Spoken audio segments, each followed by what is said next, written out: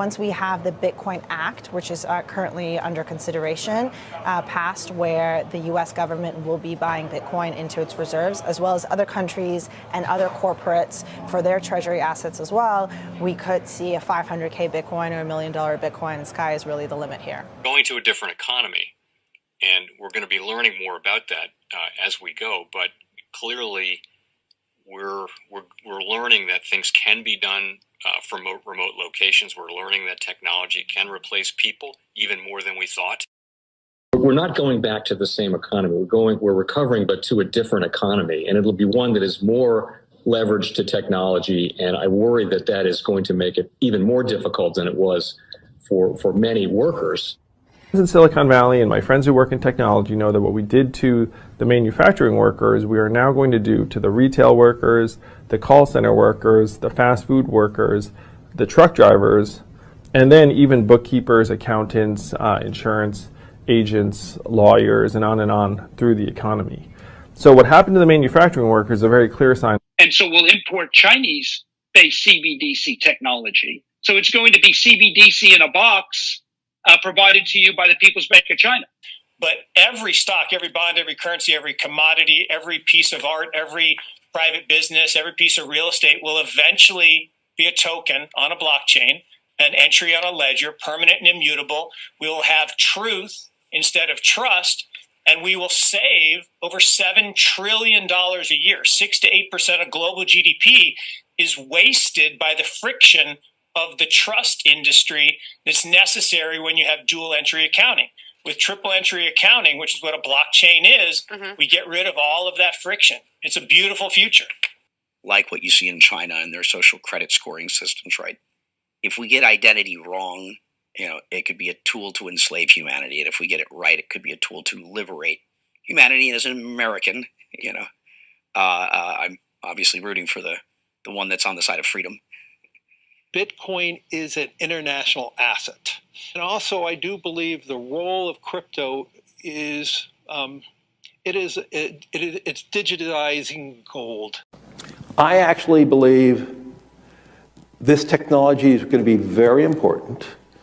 Look at it. We have been part of a huge revolution in investing through ETFs. We believe that ETFs will be changing the whole way we invest.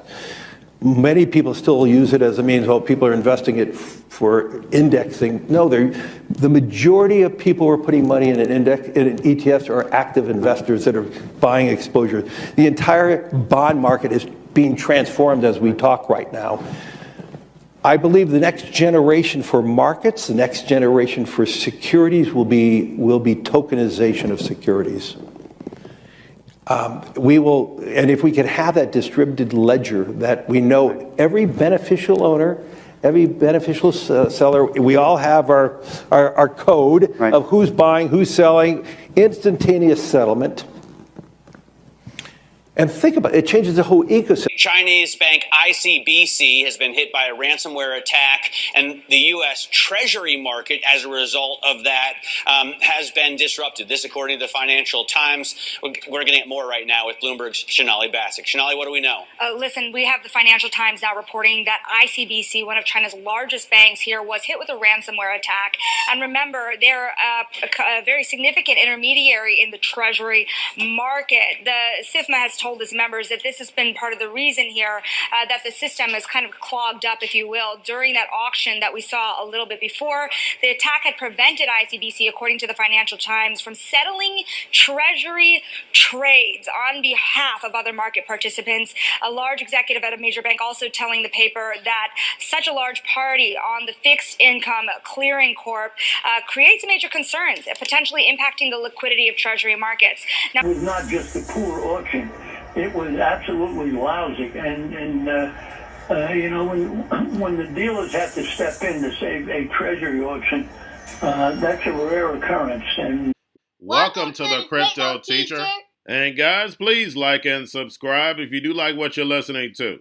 Please inform your friends and family and spread all over social media. It is imperative that we get back to learning finances and understand how the world really works, because once we understand how the world really works, we understand that it is all planned out. Now, I want to thank those who purchased the books Crypto Teacher and the New World Order book.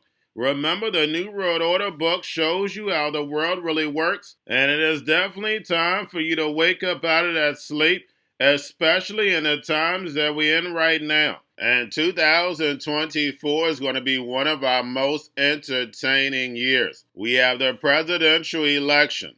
We have the drums are beating. We have the emerging markets going to be flipping the switch on the fourth industrial revolution. And they finally start to cut rates. And we know Japan is going to start raising rates. And those trillions of dollars that are sitting in money market accounts are going to start flowing over to the emerging markets. And we know the master magicians are about to set up that distraction so they can cut rates while we still have inflation. And in the fourth quarter, once the election is over, the movie begins. And also, guys, I want to thank those who purchased the 3 Kids books. It's time to re-educate. Also, much love to those who donate to the Cash App, Patreon. Much love. Keep it coming. Guys, if you're not a part of the Patreon, make sure you're donating to the channel through the actual Cash App. But guys, this next Bitcoin and crypto bull run is going to be a utility run. So you want to make sure you have the cryptos that have real utility. And much love to those who are shopping at both stores. Keep it coming. And of course, guys, we get into Bitcoin and cryptos first. Don't forget to like and subscribe to the channel. And we have Bitcoin and some cryptos pulling back. Of course, Bitcoin had to pull back last night and then move back up. But we also have Ethereum moving up and then also some altcoins moving up. But don't forget, on the weekend, we're the only game in town. Get yourselves in position. I'm not your financial advisor, not financial advice. Please do your own research. Now we have Mt.Gox comes up again, moves another 352 million to 2 new wallets. And we have Bitrue sold all of his Bitcoin holdings as Bitcoin approached 100K. And like I stated yesterday, guys, we had some selling pressure, but we did bounce back. But going towards the end of the year in first quarter, we're going to get a whole lot of selling pressure. There's going to be a lot of volatility. If you're a trader, you're going to love it. If you're a hodler, you know you're going to have a stomachache. So guys, make sure you're paying attention to the actual indicators. You have yield rates right now down. And I'm going to go over that later. We have the dollar slightly up. We have volume in crypto right now down. We have Tether and USDC. And we have 1 billion USDT minted at Treasury on Ethereum. So as long as they keep minting these billions, guys, we know we're going to keep going up. And then, of course, guys, we have the Fed repo at 131 billion yesterday. Make sure you're pulling that on a daily basis during the week. And we have the U.S. FDIC told U.S. banks to lay off crypto. And like I told you, crypto is going to be used as the scapegoat for these small and medium-sized banks collapsing. Due to inflation, the strong dollar, we had nations moving over to these stablecoins. That's the narrative they're going to try to play you. And remember, the crypto teacher told you. Now we had the jobs report came in better than expected. And we have CPI this week, but most of the Fed members are still calling for a 25 basis point cut. But we also see the bond market doing the work for the Fed. We see yield rates are starting to pull back. So if inflation is still sticky, I see the Fed cutting rates and then pause at the beginning of the year. But we know once they cut rates, the yield rates are going to rise back up, but that's still going to put liquidity back into the market. So then therefore that gives us that pump. The only thing we need to do is watch out for the geopolitical events like the BOJ. Because we know once the BOJ starts moving, it's going to set a rumble in the global economy. Not just the United States, it's the global economy, because guess what? Everybody relies on that dollar. And remember, the crypto teacher told you. Now we have the Bitcoin, Ethereum spot ETFs, BlackRock, Fidelity, and Grayscale. We have Bitcoin spot ETF right now down, Ethereum spot ETF up. Now getting over into a little crypto news. This article says that if Bitcoin dominance rises, XRP will get a bloodbath. And we know when Bitcoin rises, it takes a little while, but the altcoins move right along with it. And remember, guys, based on the sector, these altcoins move together. Only thing you have to do is do your research, and you can tell, especially for the top 20 to 50 altcoins, how high they're going to go just based off their supply. You just have to sit down, do your homework. It's all a mathematical equation. And remember, the crypto teacher told you. Now we have President Trump announced David Sachs as the White House AI and crypto czar. And we see majority of Trump's picks are all chess pieces. And we know he's a PayPal guy. And then also Trump elected like 2 people that wrote Project 2025. And that's the reason why, guys, it's so important for you to get in the lab. Trump's job is to land us in this 4th industrial revolution, where the robots, algorithms, and drones take the economy over, pay each other with crypto, and the sheep go inside the metaverse, and he's dumping us off and schmeats a year. And lastly, we have Circle says USDC is the first stable coin to meet Canada's new listing rules. And we have Circle hopes the USDC can make cross-border payments and Canada's retail institutional settlement systems more efficient. And we see again USDC being used as the chosen one, but then also I've done several videos on how China payment system is embedded in Canada. But again, it doesn't matter what country you go to, they all have a plan for this digital economy. And remember, the crypto teacher told you, because he knows when it comes to the NWO, it's all planned out. But that's all I have for you. Don't forget about the books, Crypto Teacher and the New World Order book, plus the 3 kids books. It's time to re-educate. Also, new to cryptos, Coinbase, Bitrue, Binance. Do not forget book links and crypto links are in the description. The stock channel, guys. Don't forget to go like, subscribe, spread everywhere. You have your Kobo, your chip stocks, your banking, your gaming. While everybody's sitting at home, get home stocks, the SCARIEST, the biotech stocks. And while everybody's at home wishing they were still getting that free money, what are they doing?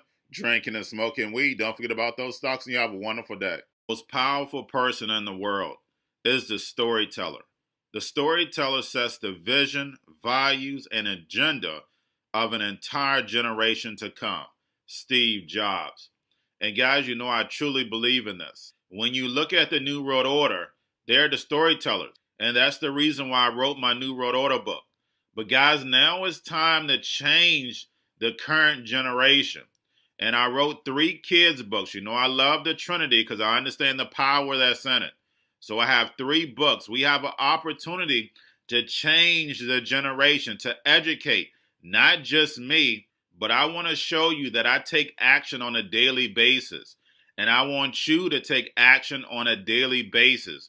Whether it's your job, whether it's in your community, we have an opportunity right now to educate the masses. I posted this on my Twitter account. Please share, but this is a short clip of the 3 books. There's going to be a clothing line and action figures. Please get these books for your kids, nephews, cousins, friends, so therefore we can start the re-education now. Because as we see, the 4th Industrial Revolution foundation is definitely here. Robots, algorithms, drones, taking humanity out the picture. We have to re-educate. But let's get into the video. Part 1. King Joshua and Grandma Tam save the village. Part 2. King Joshua and Grandma Tam save New York from COVID Stories 3. Part 3. King Joshua and Grandma Tam goes to China. It's mandatory to get part 1, part 2, and part 3 of this series. It's time to re-educate Generation Z.